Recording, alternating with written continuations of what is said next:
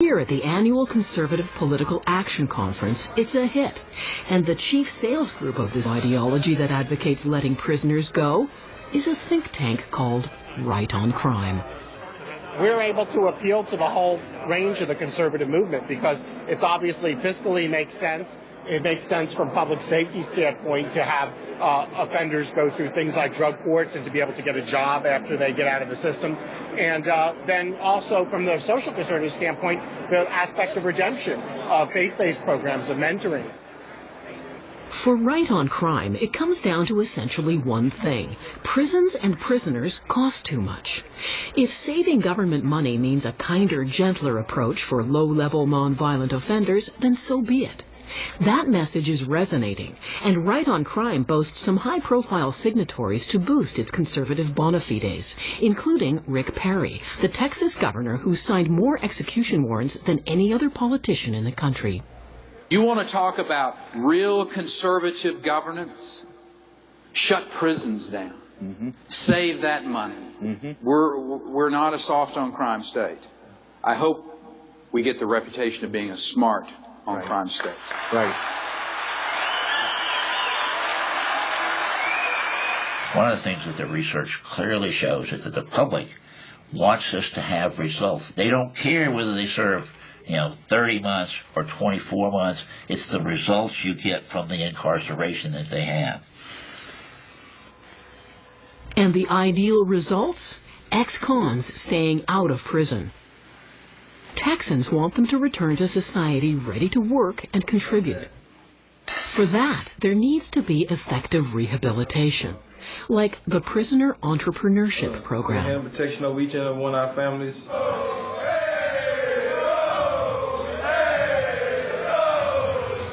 Anybody can make a mistake, and they could end up in prison.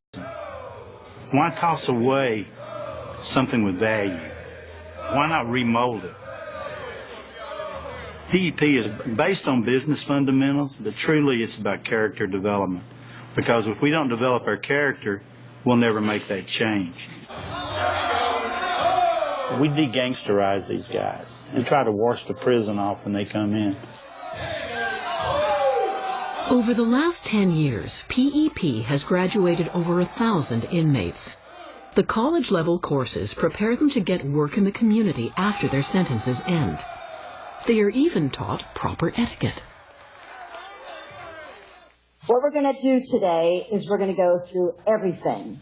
How you're going to look when you get out of here. Basically, how you're going to act.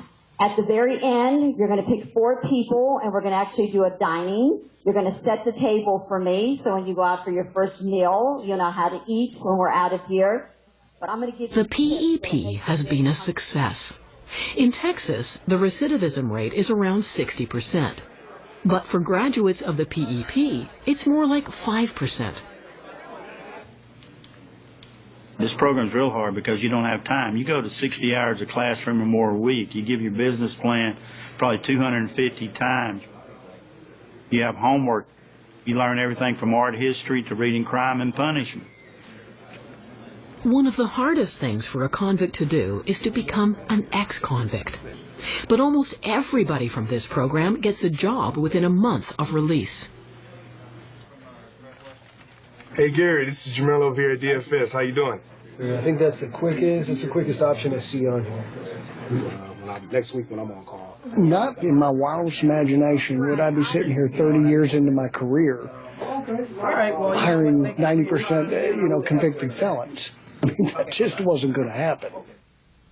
My name's Trey Allen Anderson, and I was charged with aggravated assault with a deadly weapon.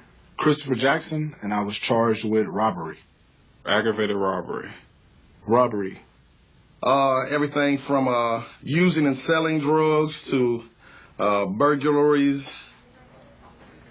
I mean, these are guys that are figuring out how to be successful. I'll take that all day long over somebody that thinks that they're, because they have a college degree and they've grown up rather well, or better off than some, that they're entitled to that position in a company. These guys are willing to work for it, and they do. It's not as if the whole state of Texas has suddenly developed compassion for all its prisoners, but there is no doubt that improved rehab programs and a willingness within communities to help is having an effect. The state has actually closed 3 of its prisons. The PEP cost about $2 million a year to run. So did another successful program in Canada. It was called Lifeline, and it was based in this halfway house in Windsor, Ontario. Lifeline got its funds from the federal government, and it was highly regarded worldwide. It won awards because it worked.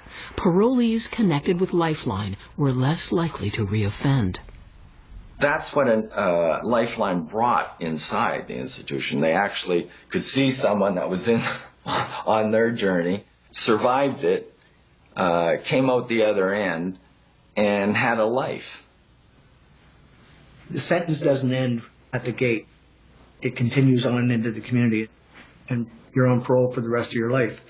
And so what better way of meeting those challenges of coming back into the community after 20, 25, 30 years, 40 years, than to have somebody that's walked that experience.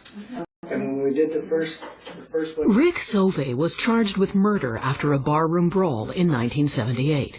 He spent 25 years in prison, where he earned a master's degree in criminal justice. He's been out for 11 years, but he goes back inside to help inmates on the verge of parole. So what we do is we talk to people about serving their sentence in the community. It's cost effective, and it's safer for everybody involved. But the federal government saw Lifeline as money being spent on criminals who didn't deserve it. It was vulnerable because it was people who the government could see as bad guys. Why should we give tax money to people who have killed people? And that resonates until you say, those people who have killed people are on the street right now. Maybe we should help them be full members of society. It happened quite dramatically with a single phone call to me from the deputy commissioner in Ontario that the program had been canceled. It was the core program for long-term offenders. The Lifeline decision still makes no sense to me.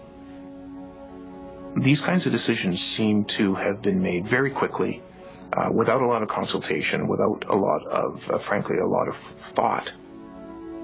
Judges, the commissioners, the wardens, the parole officers, the criminologists, the professors, everybody and anybody who's anything in corrections and the criminal justice system said, what are you doing? You can't cancel this program. If we don't have the supports here and the programs inside, it only makes these men all the more unprepared for the community. And we're going to reap what we sow.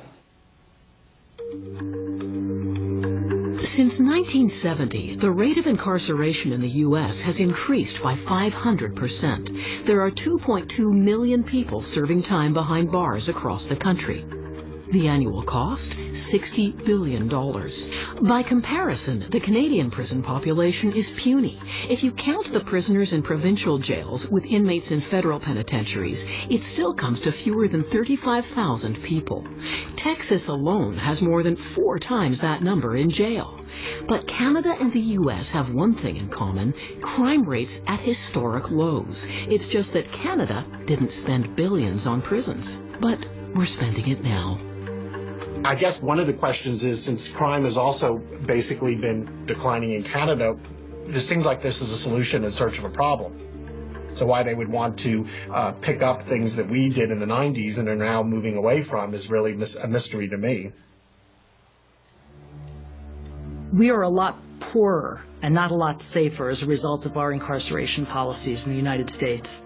So much money has gone into supporting our prison policies that we can't afford a lot of the other things that would actually make us a much better society.